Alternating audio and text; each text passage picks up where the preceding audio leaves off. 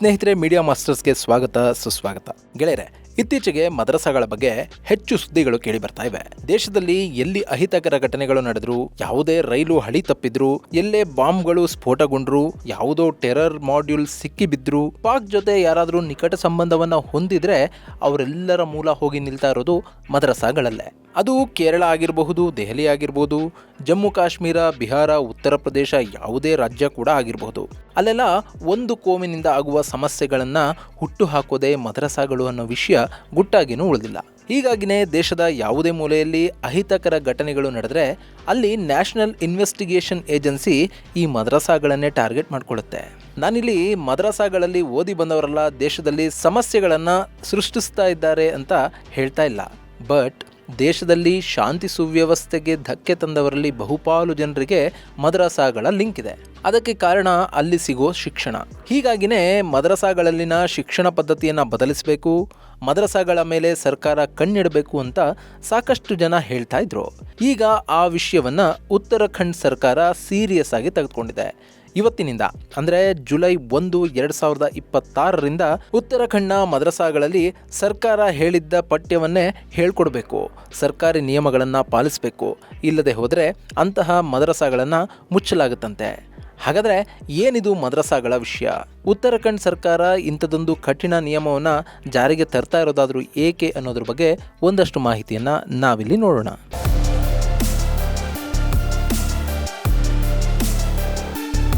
ಗೆಳೆಯರೆ, ಉತ್ತರಾಖಂಡ್ ಸರ್ಕಾರ ಅತಿ ದೊಡ್ಡ ನಿರ್ಧಾರವೊಂದನ್ನು ಕೈಗೊಂಡಿದೆ. ಅವರು ಮದ್ರಸಾಗಳ ಬುಡಕ್ಕೆ ಕೈ ಹಾಕಿದ್ದು, ಇನ್ನು ಮುಂದೆ ಮದ್ರಸಾಗಳಲ್ಲಿ ಏನಂದ್ರೆ ಅದನ್ನ ಹೇಳ್ಕೊಡೋ ಹಾಗಿಲ್ಲ, ಅಲ್ಲಿ ರಾಜ್ಯ ಸರ್ಕಾರದ ಶಿಕ್ಷಣ ಇಲಾಖೆ ಹೇಳುವ ಪಠ್ಯವನ್ನೇ ಬೋಧಿಸಬೇಕು, ಅದಕ್ಕಾಗಿ ಶಿಕ್ಷಕರನ್ನ ನೇಮಕ ಮಾಡ್ಕೊಳ್ಬೇಕು. ಈ ಮೂಲಕ ಮದ್ರಸಾದಲ್ಲಿರೋ ಮಕ್ಕಳಿಗೂ ಕೂಡ ಆಧುನಿಕ ಶಿಕ್ಷಣ ಸಿಗಬೇಕು ಅನ್ನೋ ನಿರ್ಧಾರವನ್ನು ಮಾಡಿದೆ. ಈಗಾಗಲೇ ಅದಕ್ಕಾಗಿ ಕಾಯ್ದೆಯೊಂದನ್ನು ಕೂಡ ಜಾರಿಗೆ ತರಲಾಗಿದ್ದು, ಅದು ಜುಲೈ 1, 2026ರಿಂದ ಜಾರಿಗೆ ಬರ್ತಾ ಇದೆ. ಹೀಗಾಗಿನೇ ಉತ್ತರಾಖಂಡ್ನ ಮುಖ್ಯಮಂತ್ರಿ ಪುಷ್ಕರ್ ಸಿಂಗ್ ಧಾಮಿ ಮದ್ರಸಾಗಳಿಗೆ ಎಚ್ಚರಿಕೆಯನ್ನು ಕೂಡ ಕೊಟ್ಟಿದ್ದು, ಸರ್ಕಾರದ ನಿಯಮಗಳಿಗೆ ಅನುಸಾರವಾಗಿ ಉಳಿಯುವ ಮದ್ರಸಾಗಳಿಗಷ್ಟೇ ಇನ್ನು ಜಾಗ, ಸರ್ಕಾರದ ನಿಯಮಗಳನ್ನು ಮೀರಿದ್ರೆ ಅವುಗಳನ್ನು ಮುಚ್ಚಲಾಗುತ್ತೆ ಅಂತ ಹೇಳ್ತಾ ಇರೋದು.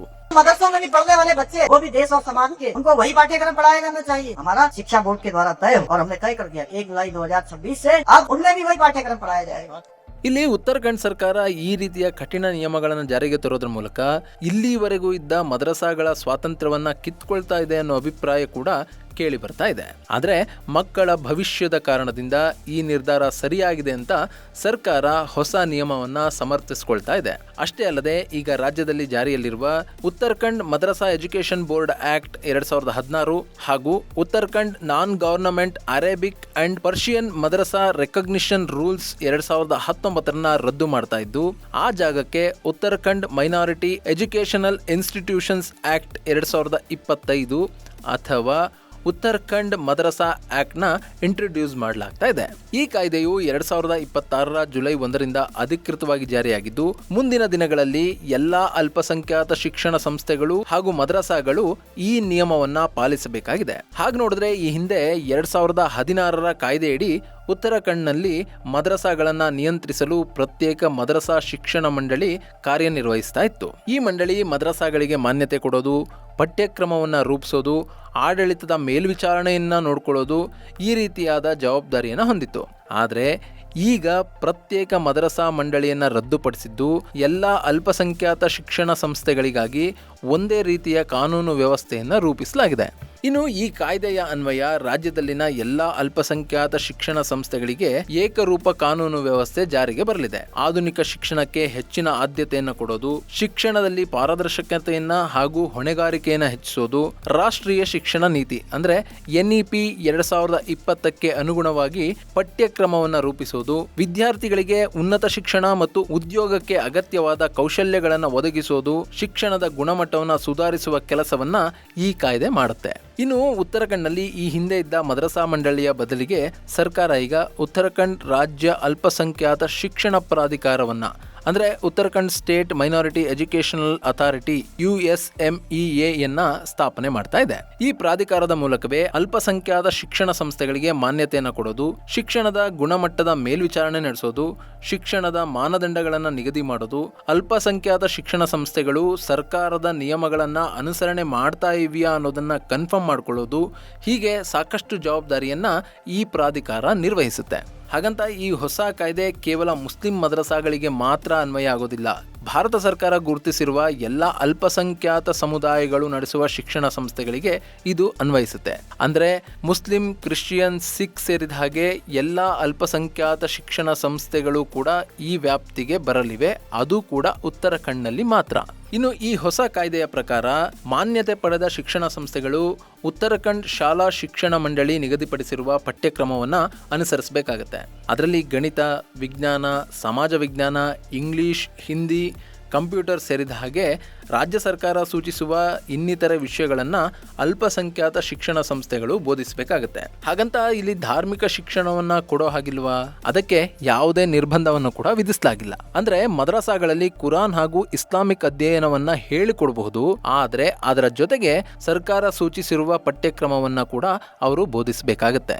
ಇನ್ನು ಈ ಅಲ್ಪಸಂಖ್ಯಾತ ಶಿಕ್ಷಣ ಸಂಸ್ಥೆಗಳು ಮಾನ್ಯತೆ ಪಡೆಯಬೇಕು ಅಂದ್ರೂ ಕೂಡ ಸರ್ಕಾರದ ಒಂದಷ್ಟು ನಿಯಮಗಳನ್ನ ಅವರು ಪಾಲಿಸಬೇಕು. ಅದರಲ್ಲೂ ಆ ಸಂಸ್ಥೆಗಳಲ್ಲಿ ಸೂಕ್ತ ಕಟ್ಟಡ ಮತ್ತು ಮೂಲಭೂತ ಸೌಕರ್ಯಗಳಿರಬೇಕು. ಶೈಕ್ಷಣಿಕ ಅರ್ಹತೆಯನ್ನು ಹೊಂದಿರುವ ಶಿಕ್ಷಕರನ್ನ ನೇಮಕ ಮಾಡಿಕೊಂಡಿರಬೇಕು ಹಾಗೂ ಸಮರ್ಪಕ ಆಡಳಿತ ವ್ಯವಸ್ಥೆಯನ್ನು ಹೊಂದಿರಬೇಕು. ಇಷ್ಟಿದ್ರೆ ಯಾವುದೇ ಮದ್ರಸಾಗೂ ಕೂಡ ಮಾನ್ಯತೆಯನ್ನು ಕೊಡಲಾಗುತ್ತೆ. ಒಂದು ವೇಳೆ ಈ ನಿಯಮಗಳನ್ನ ಮದ್ರಸಾಗಳು ಪಾಲಿಸೋದಕ್ಕೆ ಸಾಧ್ಯ ಆಗದೇ ಇದ್ರೆ ಅಂತಹ ಮದ್ರಸಾಗಳನ್ನ ರದ್ದುಗೊಳಿಸುವ ಅಧಿಕಾರ ಸರ್ಕಾರಕ್ಕೆ ಇದೆ ಅಂತ ಈ ಕಾಯ್ದೆ ಹೇಳುತ್ತೆ.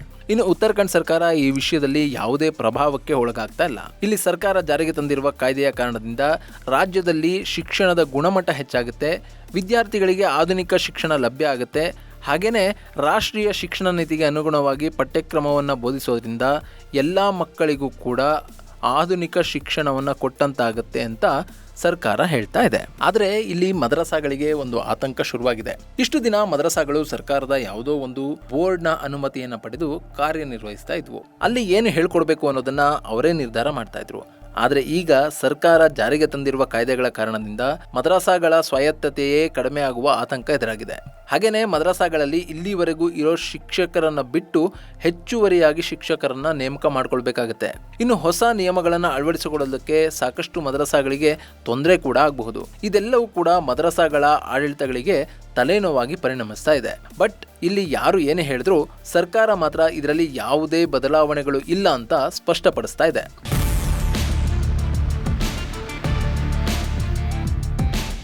ಗೆಳೆಯರೆ, ಇಲ್ಲಿ ಉತ್ತರಾಖಂಡ್ ಸರ್ಕಾರದ ಈ ನಿರ್ಧಾರಗಳು ನೋಡೋದಕ್ಕೆ ವಿಚಿತ್ರ ಅನಿಸಿದ್ರು ಕೂಡ ಆಧುನಿಕ ಶಿಕ್ಷಣ ಪದ್ಧತಿಯನ್ನು ಕಲಿಸೋದ್ರ ಮೂಲಕ ಮದ್ರಸಾಗಳಲ್ಲಿ ಓದುವ ಮಕ್ಕಳಿಗೂ ಕೂಡ ಉತ್ತಮ ಶಿಕ್ಷಣವನ್ನು ಕೊಡಬೇಕು ಅನ್ನೋ ಉದ್ದೇಶ ಇಲ್ಲಿದೆ.